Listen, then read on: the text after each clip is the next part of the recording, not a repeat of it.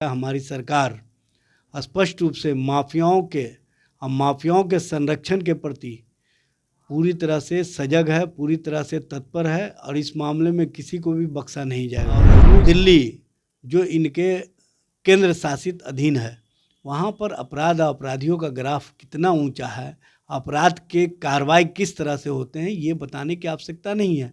अपराध चरम सीमा पर है दिल्ली में। अपराधियों के द्वारा दिल्ली पुलिस को सीधे चैलेंज किया जाता है। हमारी सरकार एक्शन में है। सरकार के स्तर से माफियाओं पर कार्रवाई हो रही है, माफियाओं पर नकेल कसा जा रहा है। इसी तरह के स्थिति और परिस्थिति को कहीं ना कहीं उन लोगों का संरक्षण मिल रहा है जो लोग माफियाओं के संरक्षण में खड़े रहते हैं।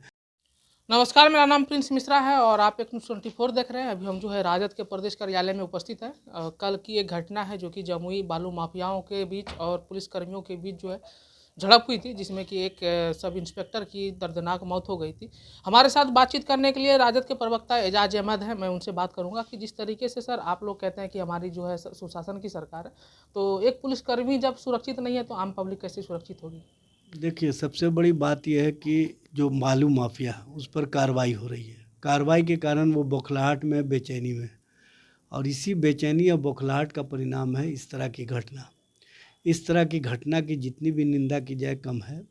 और इस तरह की घटना में जमुई पुलिस पूरी तरह से तत्पर है।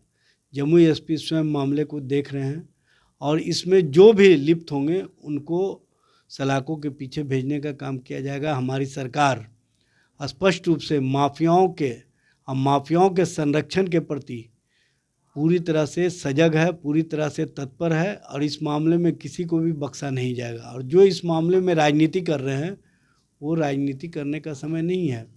स्पष्टता उनको ये बात समझ लेना चाहिए कि सरकार के स्तर से कार्रवाई हो रही है और कार्रवाई के कारण बौखलाहट में इस तरह का कहीं ना कहीं माफिया अपना गुस्से का इजहार कर रहे हैं या बेचैनी में इस तरह का कार्य कर रहे हैं, ये स्पष्ट रूप से दिख रहा है।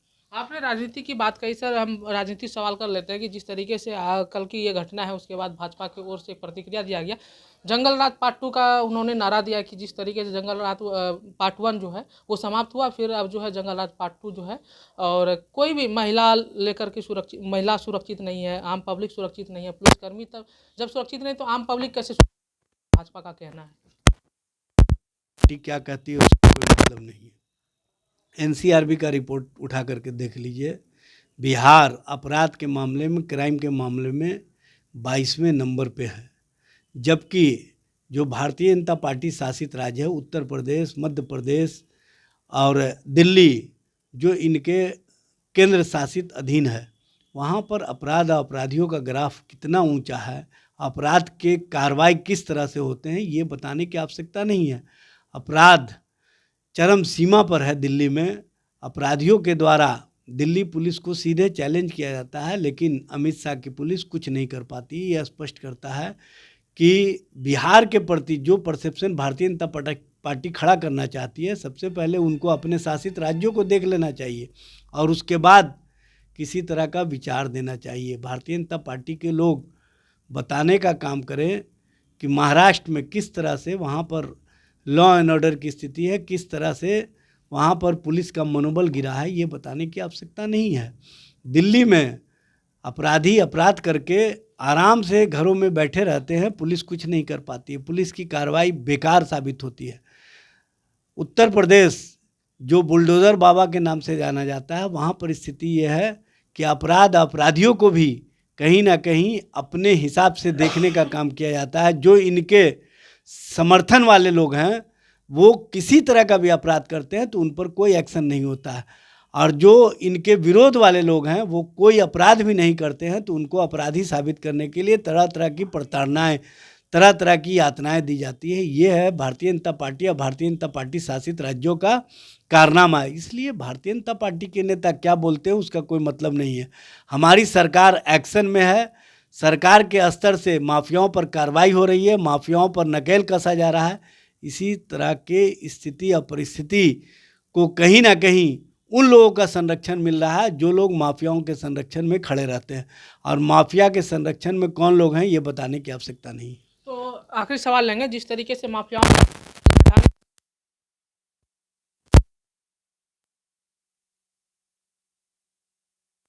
आप देख रहे होंगे कि पारदर्शिता लाया है बालू के खनन के मामले में, और स्पष्ट रूप से जो भी इस तरह के माफिया हैं उनको इसी कारण से बेचैनी है कि सरकार के स्तर से उनको गलत कार्यों से रोका जा रहा है।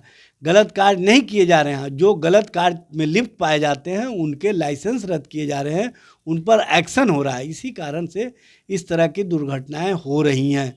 लेकिन चाहे कोई कितना भी रसूखदार क्यों ना हो, चाहे कोई कितना भी बड़ा संरक्षण के अधीन क्यों ना हो, उन पर सरकार एक्शन करेगी, उन पर सरकार कार्रवाई करेगी। किसी को भी हम बख्शने नहीं जा रहे। ये थे हमारे साथ राजद के प्रदेश प्रवक्ता एजाज अहमद, जिनको आप सुन रहे थे। उन्होंने साफ तौर पे कहा कि ये जो है राजनीति की करने की बात नहीं है, जो भी अपराधी हैं उनको बख्शा नहीं जाएगा। ऐसा ही तमाम खबरों के लिए हमारे साथ बने रहिए और देखते रहिए News 24। प्रिंस मिश्रा, पटना। धन्यवाद।